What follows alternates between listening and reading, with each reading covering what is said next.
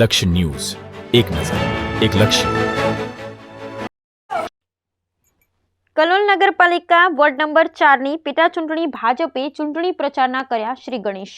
કલોલ નગરપાલિકાની ward number 4ની પેટા ચૂંટણી યોજાવા જઈ રહી છે, જેને લઈ વોર્ડ નંબર 4 ખાતે ભારતીય જનતા પાર્ટી દ્વારા મધ્યસ્થ કાર્યાલયનું ગઈકાલે ઉદ્ઘાટન કરવામાં આવ્યું હતું.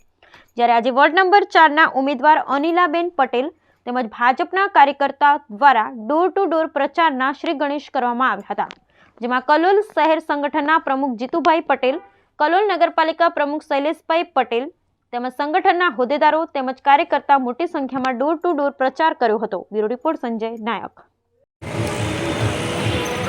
આજરોજ કલોલ નગરપાલિકાના પેટા ચૂંટણીમાં વોર્ડ નંબર 4નું જે ઇલેક્શન છે એમાં ગઈકાલે એના મધ્યસ્થ કાર્યાલયનું ઉદ્ઘાટન થયું અને આજથી વોર્ડ નંબર 4નો ડોર ટુ ડોરનો પ્રચાર અમારા ઉમેદવાર શ્રી અનિલાબેન પટેલ સાથે સાથે અમારા નગરપાલિકાના પ્રમુખ શ્રી શૈલેષભાઈ પટેલ, અમારા શહેર અધ્યક્ષ શ્રી જીતુભાઈ પટેલ અને સૌ કાર્યકર્તાઓ સાથે મોટી સંખ્યામાં આજરોજ અમે પ્રચારમાં જઈ રહ્યા છીએ અને ખૂબ સારો રિસ્પોન્સ પ્રજાજનોને મળે છે અને ખૂબ મોટી બહુમતી સાથે અમે આ ચૂંટણી જીતવાના છે લક્ષ્ય સાથે પ્રચાર રૂપે ચાલુ કર્યો છે.